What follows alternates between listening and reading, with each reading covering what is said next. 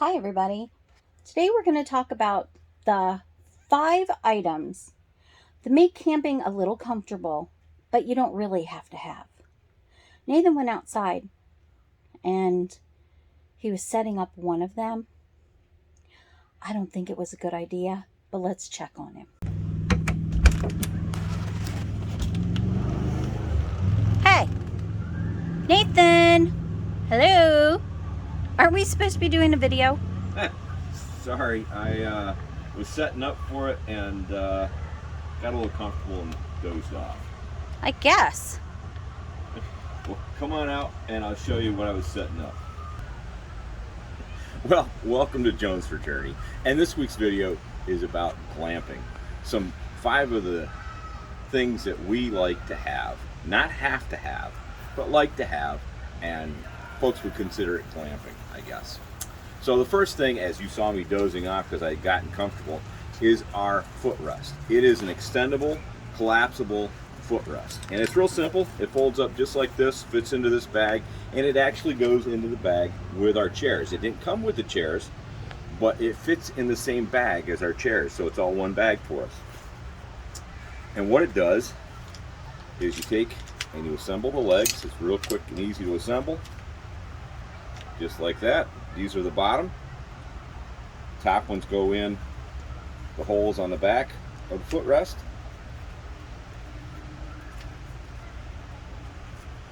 Just like that. And there's a little lever there that allows it to extend out. And this will attach to any camping chair you have. As you saw when it came out, it attaches to our Rio rocking reclining chair. But it also will attach to a fold-up table chair like that one.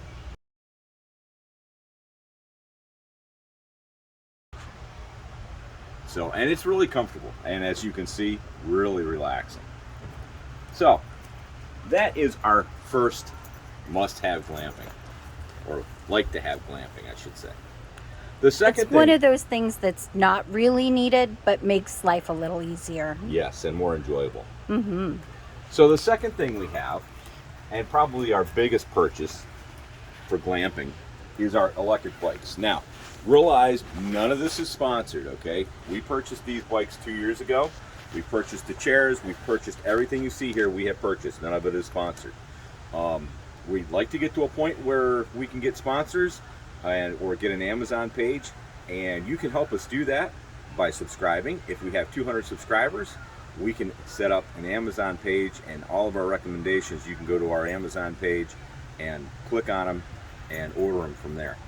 But back to the glamping stuff. Our e-bikes, okay, and these are electric bikes with an L. They are the most economical, nicest bikes that we've found. They fold. They go about 25 to 27 miles an hour. They've got about a 25 to 30 mile range, depending on your weight and if you're pulling anything.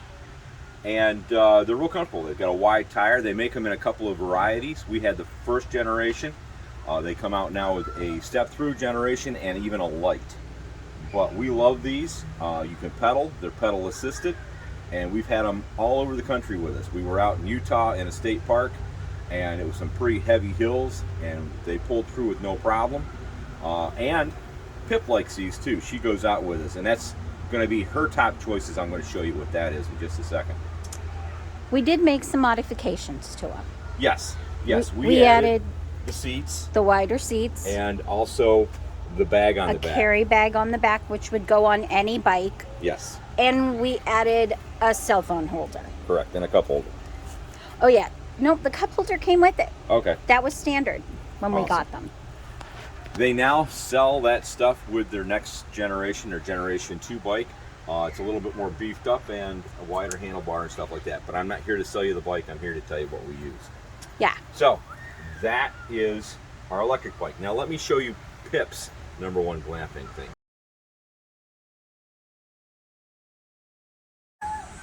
Pip's pick, and you can hear her in the background talking about it. That is her carrier when we go bike riding. This also has a handle on the back so you can push it, and we like when we go to RV shows and stuff like that, we'll put her in that. That way she's in a confined space, she feels safer, but yes, she gets to see everything. And this travels right along. It hooks right up onto my e-bike, just like that. And my bike has no problem pulling it. Now, I do use a little bit more energy pulling her, but that's expected. And we also use it if we've taken her to the groomers and we have to stop by this store or something. We also use it then. Yes. It keeps her in a sheltered area. People don't tend to bother her as much or want to pet her as much. That's if correct. We're in a store or something. Yep, absolutely. And some stores don't like you to put the dog in the cart for health reasons, so this keeps her in her own area. And we put a little doggy bed in there, and she has water in there when we go bike riding and stuff like that, so she's all set up, even a toy. Mm-hmm. So that takes care of covers number 2, our bikes, our electric bikes. We love our electric bikes.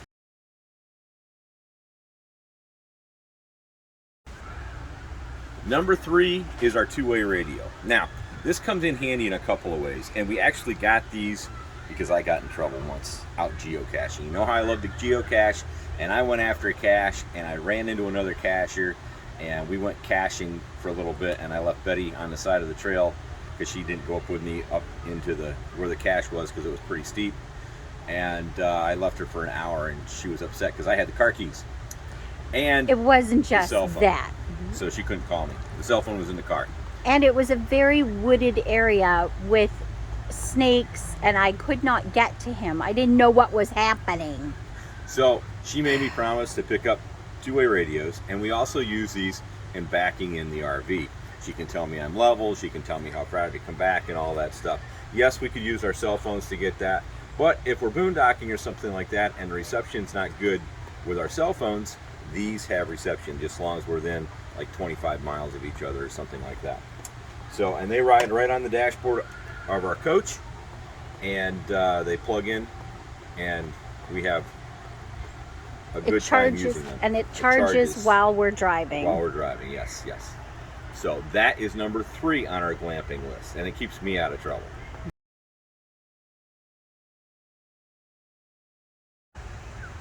All right, number 4 on our list of not must-haves but want-to-have for glamping is my smoker.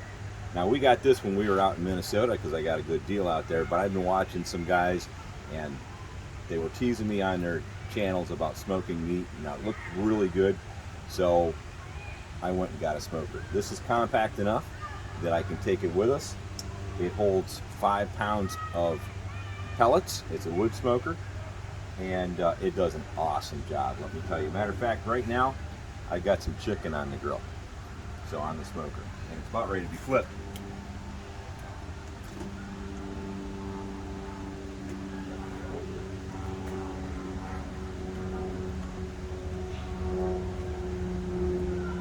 All right, so as you can see, there's the pellet container, and that holds 5 pounds of pellets. And it smokes really good. I love chicken on it, and we've done other meats on it, even salmon on it. My next project is going to be macaroni and cheese. So everybody has a grill or a griddle. As you can see, I have a griddle too. I've got a Blackstone, and I love this for doing breakfast on it or hamburgers or something like that because it's flat and it's easy.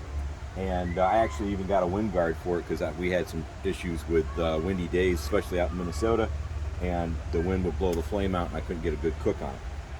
So, but I have that. That's a necessity, so to speak. But this is extra. This is glamping for me. And it sets all the way from smoke up to 475 degrees. And as you can see, it works great. I wish you could smell it. You could smell as good too.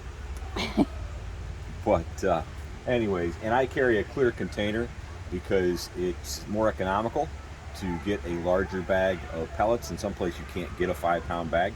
So I have a clear container that I put my extra pellets in to keep them dry, and that's what I use to refill.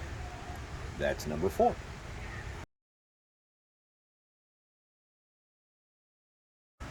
So the last thing on our list and our most recent acquirement is an ice machine. Now we got this after we changed from the 42-footer with the residential fridge to the 32-foot coach with an RV fridge. And we did that because obviously residential fridge, big area, RV fridge a lot less. So we really didn't have the room in our freezer to take up space with ice cube trays.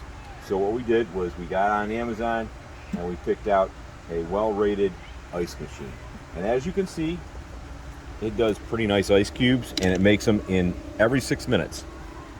So when I need a cold drink, if I'm out working or whatever and I need to fill up my cup with some ice and some water and some lemon, which is what I like, this is my guilty pleasure of glamping number 5.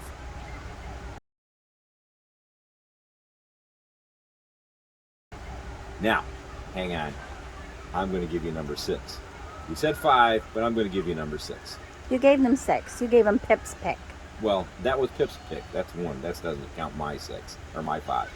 So come on over here, and you can see this in another one of our videos, and we'll link that in the description.